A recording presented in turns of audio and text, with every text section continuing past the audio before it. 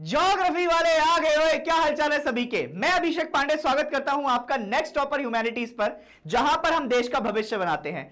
अब आज जो सेकंड चैप्टर आप पढ़ने जा रहे हैं उसका नाम है सेकेंडरी एक्टिविटीज। प्राइमरी एक्टिविटीज को आपने पढ़ा, आपने जाना कि कैसे रॉ मटेरियल की बहुत सारी इंपॉर्टेंस थी और उससे एसोसिएटेड जितने भी सारे सेक्टर्स थे, चाहे वो एग्रीकल्चर हो, चाहे वो प्राइमरी हो, चाहे वो स्टॉक रेयरिंग हो, चाहे वो नोमैडिक हर्डिंग हो, चाहे वो कमर्शियल फार्मिंग हो, चाहे वो मिक्स फार्मिंग हो, उनको पूरा एनालिसिस कर कर अब आप देश की, किसी भी देश की नींव को अगर पकड़ेंगे तो उसको हम मैन्युफैक्चरिंग के नाम से जानते हैं और ये मैन्युफैक्चरिंग सेक्टर आपको सेकेंडरी एक्टिविटीज में देखने को मिल जाएगा। बट उससे पहले मैं आपको एक प्रॉपर एनालिसिस दिखाना चाहता हूं कि इस पेपर से मैन्युफैक्चरिंग से आपका लगातार क्वेश्चन आते रहे हैं। अगर आप 2019-20 में देखोगे तो आपके छोटे मार्क्स के क्वेश्चन गायब हैं, बट अगर सारे सेट्स के और जितने भी बोर्ड में पेपर आए हैं उनके 2023 में 5 क्वेश्चन आए हैं। तो मतलब एनालिसिस ये है कि अगर आप इस पे फोकस किए बिना जा रहे हैं तो ये आपकी गलती हो सकती है। 3 मार्क्स के 2 क्वेश्चन आए हैं, 2 अलग अलग सेट्स में।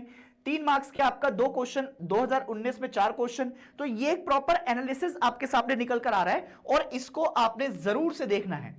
तो सबसे पहले मैं आपको यह बता देता हूं कि भाई मैन्युफैक्चरिंग आपका क्या होता है। मान लो अगर जैसे तुम हो तो तुम आपका क्या कर रहे हो, धीरे धीरे कर कर, जैसे तुम भैया आपका कहीं पर बैठे हुए हो तो तुमने अब जैसे तुम्हारी आपका बातचीत शुरू होती है तो पहले जो बातचीत हो रही होती है वो हो रही होती है बिल्कुल एकदम कि बस किसी भी तरीके से तुम्हारी बात हो जाए। फिर जो उसका मिडिल वाला सेक्शन आता है ना, जहां पर तुम उसको जानने की कोशिश करते हो और जब तुमने आपका उसको मतलब कह दिया होता है कि मैं तुम्हें पसंद करता हूं, तो ये मैन्युफैक्चरिंग सेक्टर है। और फिर जो तीसरा सेक्टर आएगा जो हम बाद में पढ़ेंगे वो है कि अब तुम परिपक्व हो चुके हो, अब तुम्हारी लड़ाइयां चल रही हैं बेहद, और वो फिर मातम मचा दिया उसने कि अरे मेरी आपका शादी हो रही है। तो भैया वो वाले मातम से आपका बचने से पहले जो फेज है वो है मैन्युफैक्चरिंग सेक्टर। अब देखो मैन्युफैक्चरिंग सेक्टर की तरफ अगर तुम जाते हो तो मैन्युफैक्चरिंग सेक्टर के अंदर तुम्हें आपका क्या क्या मिलेगा। सबसे पहले तो तुम ये समझ लो कि इसमें तुम्हें प्रोडक्शन की बारे में बात होने वाली है। प्रोडक्शन के अलावा इसमें मोस्टली आपका हैंडीक्राफ्ट्स के बारे में बात होगी। और तुम देखोगे तो जो आयरन वगैरह की आपका चीजें होती हैं उनको मोल्ड करते हुए जाते हैं और उनसे एक फाइन प्रोडक्ट हम बनाते हुए चलेंगे। स्टील, स्टैंपिंग, प्लास्टिक, टॉयज, इनकी सबकी असेंबलिंग करने का जो एक जरिया है वो हमारा क्या है, वो हमारा मैन्युफैक्चरिंग सेक्टर है।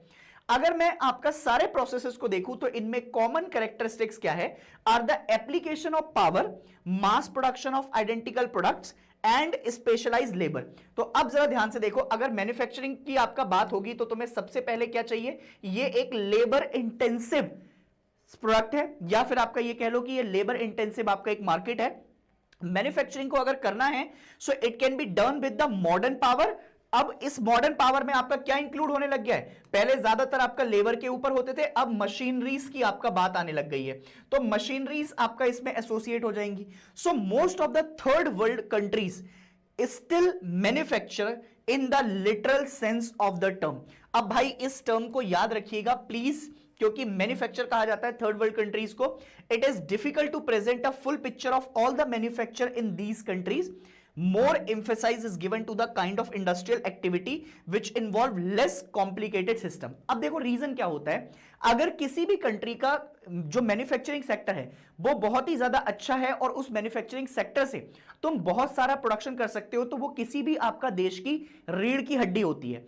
अगर तुम इसमें देखोगे तो पहले ओवर द टाइम लोगों का बहुत इन्वॉल्वमेंट हुआ करता था, समय के साथ हम आपका एडवांसमेंट पर आए तो हमने टेक्नोलॉजी इसमें इन्वॉल्व कर दी और फिर धीरे धीरे देखते हुए इसमें मशीनरीज का इस्तेमाल होने लग गया।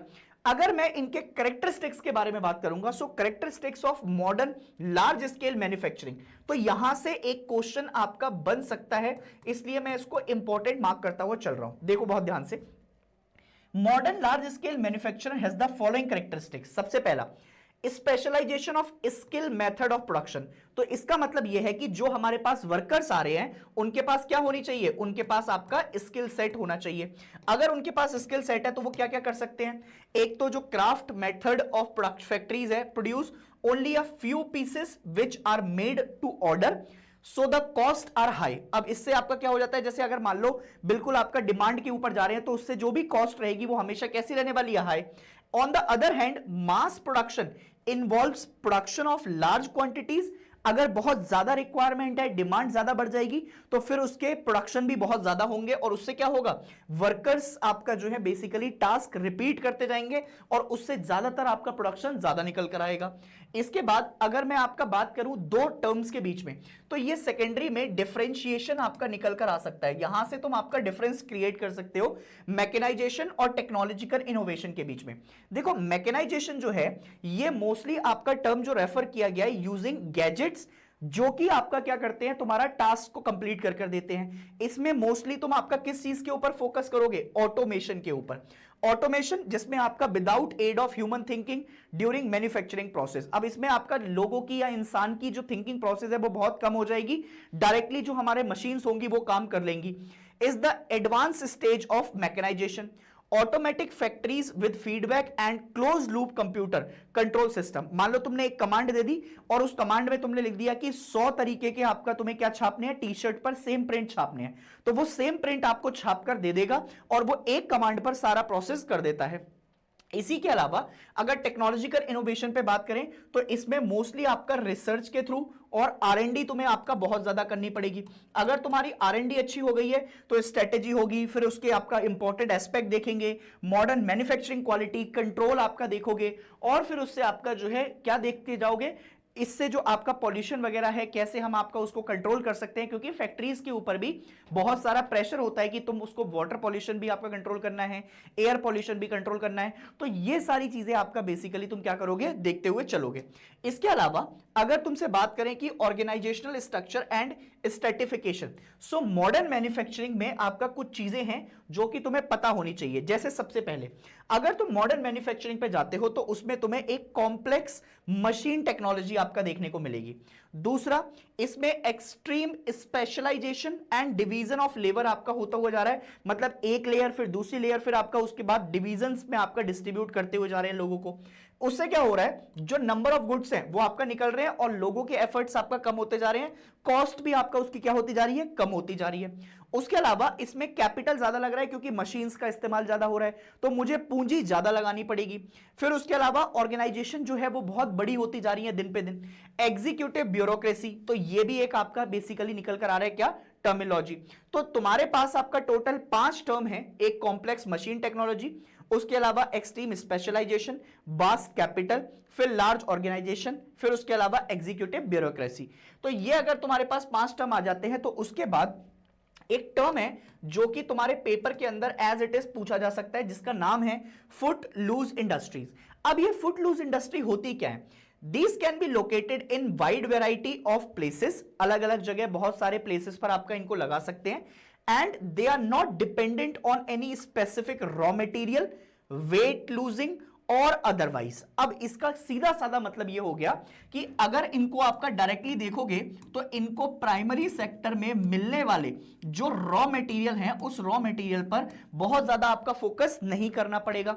तो इसका मतलब है कि यहां पर जो largely depend on component parts which can be obtained anywhere, मतलब पर्टिकुलरली किसी जगह पर ही आपका वो फैक्ट्री लगाया जाए और वो पर्टिकुलर चीज रॉ मटेरियल वहां से आए, ऐसा नहीं है। ऐसे आपका रॉ मटेरियल जो कहीं पर भी ऑब्टेन किए जा सकते हैं, कहीं पर भी मिल सकती हैं, उन चीजों से बेसिकली आपका ये बनकर तैयार होती हैं।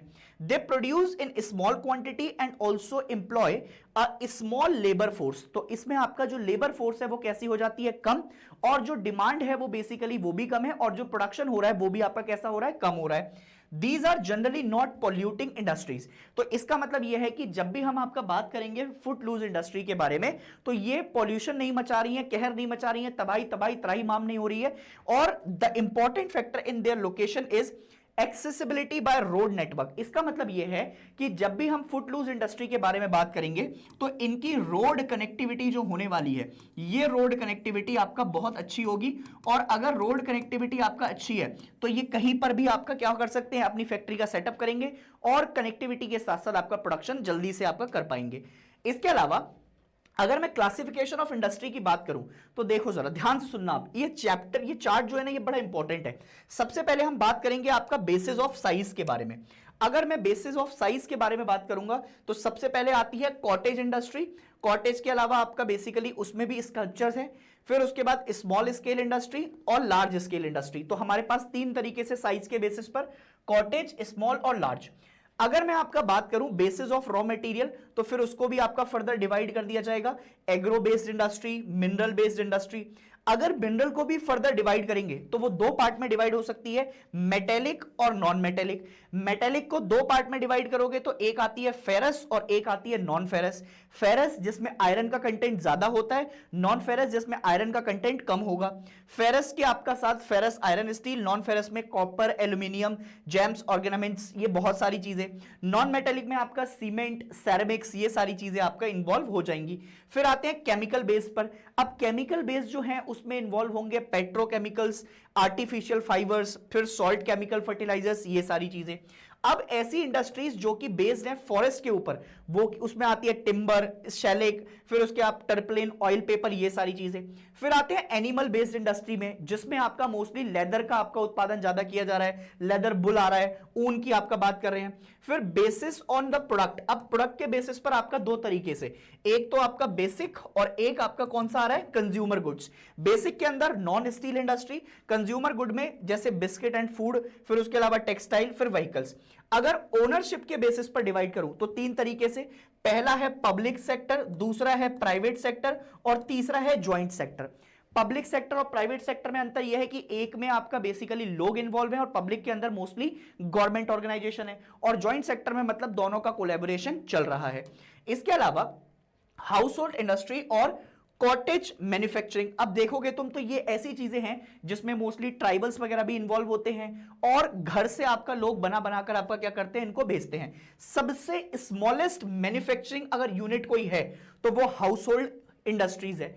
द आर्टिशियंस जो बेसिकली बुनने वाले होते हैं, यूज लोकल रॉ मटेरियल, अपने घरों से ही आसपास में जो आपका खेती से मिल जाती हैं उनको यूज कर इनसे सिंपली आपका टूल्स क्रिएट करते हैं, और वो डेली प्रोडक्ट्स पर ऐसी चीजें जो हम घरों में इस्तेमाल करते हैं, आजकल तो इनका इस्तेमाल घरों को सजाने में इस्तेमाल होने लग गया है। तो इससे वो क्या होगा, जब ये बेचते हैं चीजें जाकर तो उनकी फैमिलीज को आपका अच्छी हेल्प हो जाती है, और जो बहुत सारे मेंबर्स हैं उनकी फैमिली में वो इसमें इन्वॉल्व हो जाते हैं। जैसे तुमने देखा होगा वो जो आपका बुनकर आप बैठने वाले जो मूड़े होते हैं जिसपे आपका बैठ जाते हैं, तो वो क्या करते हैं, इनको लाकर आपका रोड साइड लगा लेते हैं, और फिर उनसे बहुत सारी आपका क्या करते हैं, अपने घर वालों को भी इंगेज कर लिया, और बहुत सारी आपका चीजें इसमें आ रही हैं। Finished product may be for consumption in the same household or for sale in the local village market. अब ये बेसिकली बार्टर सिस्टम जैसा तो नहीं है, पर बहुत सारे लोग आज भी बार्टर सिस्टम जैसा है। जैसे तुमने कभी देखा होगा कि गांव में वो एक आता है आपका टब लेकर, बाकेट लेकर, ये बहुत सारी चीजें, और वो कहता है कि तुम मुझे कपड़े दे दो, जूते दे दो, और ये मुझसे आपका ये सारी चीजें ले लो। Capital and transportation do not wield much influence as this type of manufacturing has low commercial significance. तो इसमें आपका जो कमर्शियल सिग्निफिकेंस है वो कैसा है, थोड़ा कम है। इसके अलावा स्मॉल स्केल मैन्युफैक्चरिंग की अगर हम बात करें, so it is distinguished from house hold industries. थोड़ा सा अंतर है ना। अब वो कैसे, bye its production techniques and a place of manufacture. अब जैसे कभी कभार हम आपका देखते हैं, तो अगर तुम देखोगे तो तुम जब बेसिकली आपका बात करोगे हाउस होल्ड इंडस्ट्री की, तो उसमें चीजें घर पर भी बनाई जा सकती हैं। बट जैसे ही तुम थोड़ा सा स्मॉल स्केल मैन्युफैक्चरिंग की तरफ जाते हो, तो इसमें एक प्रॉपर तुम आपका फैक्ट्री सेटअप कर सकते हो, और छोटी मोटी आपका फैक्ट्री के लिए तुमको आपका एक प्रॉपर प्लेस चाहिए होगा, जिसमें तुम लोगों को आपका क्या दे रहे हो, रोजगार दे रहे हो, है ना। इसके अलावा workshop outside the home, cottage of the producer, तो मतलब तुम्हें अपना घर में नहीं बनाना है, घर से बाहर बनाना है। So this type of manufacturing use local raw material, simple power driven machines and semi skilled labour. तो अब देखो किन किन चीज की इस्तेमाल हो रही है, एक तो आपका रॉ मटेरियल लग रहा है, दूसरा फिर आपका बेसिकली पावर ड्रिवन मशीन्स भी आपका आ रही हैं, जिसमें आपका तुम्हारा वर्कफोर्स लगेगा किसका, इंसान का, और सेमी स्किल्ड लेबर जिसको आपका थोड़ी बहुत पकड़ हो उसके ऊपर। जैसे ये लोग आपका क्या कर रहे हैं, सिलाई कर रहे हैं, तो इनको पता है कि मशीन कैसे चलानी है, क्या आपका काम करना है। It provides employment and raises local purchasing power. तो इससे आपका क्या होगा, जो आपका बेसिकली लोकल लोग हैं उनकी परचेसिंग पावर अच्छी होगी, और ये लोग भी आपका क्या कर पाएंगे, अच्छे से अपना काम कर पाएंगे। अब कंट्रीज कौन कौन सी, जैसे इंडिया हो गया, चाइना हो गया, इंडोनेशिया, ब्राजील, यहां पर आपका ज्यादा चीजें हैं, और labour intensive small scale manufacturing in order to provide employment in their population। इसके अलावा लार्ज स्केल मैन्युफैक्चरिंग की बात करते हैं। लार्ज स्केल मैन्युफैक्चरिंग में आपका बहुत बड़ी मार्केट चाहिए होगी, तो लार्ज मार्केट के लिए आपका तुम्हें सेटअप भी वैसा चाहिए होगा। इसमें ज्यादातर जो चीजें हैं वो ऑटोमेशन के ऊपर बात करेंगे। ऑटोमेशन में क्या होगा, ज्यादातर आपका बहुत बड़ी बड़ी मार्केट लगेंगी, तुम्हें आपका जो इलाका है वो भी ज्यादा चाहिए होगा, एनर्जी ज्यादा लगेगी। इसके बाद स्पेशलाइज वर्कर जिनके पास आपका प्रॉपर डिग्री हो, जिनके पास प्रॉपर आपका चीजें हो, वो इसमें इस्तेमाल लगेंगे। टेक्नोलॉजी का इस्तेमाल होगा। मास प्रोडक्शन आपका तुम्हें असेंबल करने के लिए, जैसे अगर मैं बात करूं टाटा के आपका पूरे क्या, टाटा के पूरे आपका असेंबलिंग की, तो उनका एक पूरा वेयर हाउस है, उसमें वो असेंबल करेंगे, तो वो क्या होगा, वो एक मास प्रोडक्शन कर रहे हैं। The kind of manufacture developed in last 200 years, कहां कहां पर, यूके में, उसके अलावा यूएसए के अंदर, फिर यूरोप में, और बहुत सारे आपका वर्ल्ड के साथ। अब देखो बहुत ध्यान से सुनना, ये जो आपका इंपॉर्टेंट पार्ट रहेगा तुम्हारा, on the basis of system of large scale manufacturing world's major industrial region may be grouped under two broad type. कौन कौन से दो टाइप, ये क्वेश्चन आपका तुम्हारे पेपर में आ सकता है, और यहां से आपका पेपर तुम ध्यान से सुनना। पहला है traditional large scale industrial region. कौन सा रीजन है, which are thickly clustered in few more developed countries. अब जैसे आपका क्या होगा, कुछ डेवलप्ड कंट्रीज हैं उनमें आपका क्लस्टर्ड वे से traditional large scale industry associate होंगे, और दूसरा होता है high technology large scale industrial region which have diffuse to less developed countries. अब जो हाई टेक्नोलॉजिकल हैं वो बेसिकली कहां पर जा रहे हैं, लेस डेवलप्ड की तरफ, और जो ट्रेडिशनल लार्ज स्केल इंडस्ट्री है वो कहां पर जा रहे हैं, डेवलप्ड कंट्रीज की तरफ। तो ये दोनों चीजें तुम्हें आपका क्या रखनी है, याद रखनी है। इसके अलावा अगर मैं रॉ मटेरियल के बेसिस पर बात करूं, तो रॉ मटेरियल के बेसिस पर हमने इंडस्ट्रीज को आपका क्लासिफाई किया है। सबसे पहले एग्रो बेस्ड इंडस्ट्री, दूसरा मिनरल बेस्ड इंडस्ट्री, तीसरा chemical based industry, fourth forest based industry, उसके अलावा animal based industry. Agro based जहां पर हम बात करेंगे तो उसमें मोस्टली आपका क्या हो जाएगा, रॉ मटेरियल का इस्तेमाल होगा। ज्यादातर चीजें आपका फार्म से फिनिश प्रोडक्ट्स की तरफ आपका ले जाने के लिए रॉ मटेरियल, फिर उसके अलावा आपका रूरल चीजों का इस्तेमाल करना पड़ेगा, और रूरल और अर्बन मार्केट को आपका इसमें इस्तेमाल करेंगे। इंडस्ट्रीज में आपका जैसे आ जाएंगे हमारे पास sugar, pickles, fruit juice, beverages जैसे टी, कॉफी, कोकोआ, ये सारी चीजें आपका इसमें इन्वॉल्व हो जाएंगी। मिनरल बेस्ड के बारे में बात करूंगा तो मिनरल बेस्ड में तुम्हें पता ही है, सबसे पहले आपका मेटल, और मेटल के अलावा फिर आपका नॉन मेटल, फिर उसको फर्दर आपका मेटल को तोड़ेंगे तो आपका फेरस मेटल जिसमें आयरन ज्यादा है, और उसके अलावा आपका नॉन फेरस जिसमें आपका आयरन का कंटेंट कम है। इसके अलावा अगर जैसे बात करेंगे आपका और नॉन फेरस की आपका तरफ, नॉन मेटेलिक, तो उसमें एल्यूमिनियम, कॉपर, ज्वेलरी इंडस्ट्री, ये सारे आपका इन्वॉल्व हो जाएंगे। केमिकल बेस्ड की तरफ जाएंगे तो इसमें पेट्रोकेमिकल, फिर ये सारी चीजें आपका इन्वॉल्व हो जाएंगी। वो चार्ट समझाया था, उस चार्ट को दिमाग में रखना आपने। पब्लिक सेक्टर इंडस्ट्रीज, अब इंडस्ट्रीज ओनरशिप के बेसिस पर, तो एक पब्लिक सेक्टर, प्राइवेट सेक्टर और ज्वाइंट सेक्टर। पब्लिक सेक्टर में मोस्टली आपका पीएसयूज, ठीक है, public sector undertaking mostly government के पास है। मिक्स्ड इकोनॉमी है, both public and private sector enterprises, इसको प्लीज याद रखिएगा। और इंडिया अभी आपका जो करंट में है वो मिक्स टाइप ऑफ इकोनॉमी ही है। प्राइवेट सेक्टर जहां पर आपका mostly private organisation role play करती हैं। कैपिटलिस्ट कंट्री आपका जैसे देखने को मिलेंगी, वहां पर ये आपका सेक्टर तुम्हें देखने को ज्यादा मिलेगा, और ज्वाइंट में आपका दोनों देखने को मिल जाएंगे।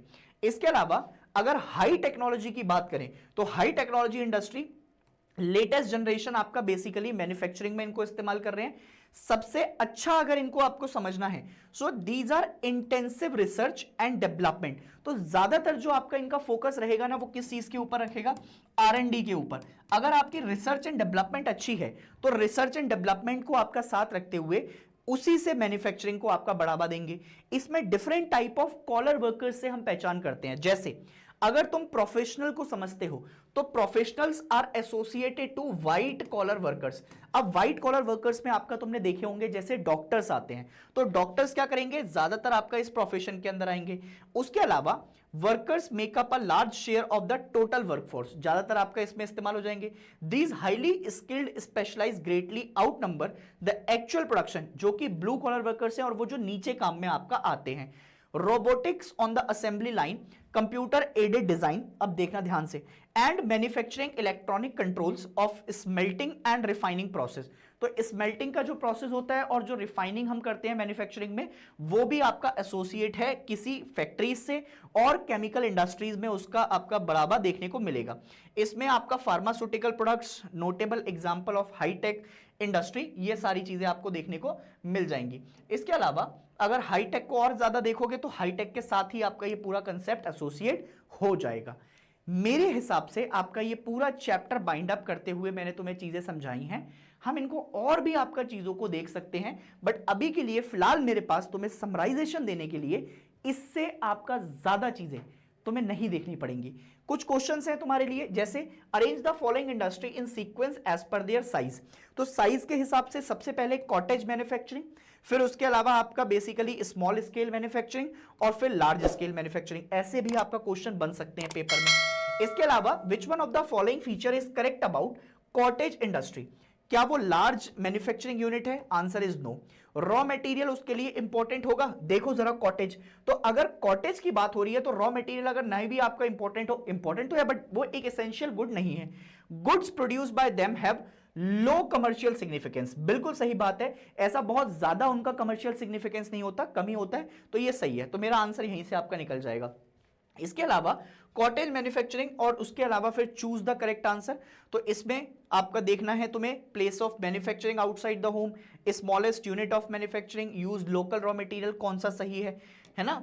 उसके अलावा modern manufacturing is characterised by which one of the following.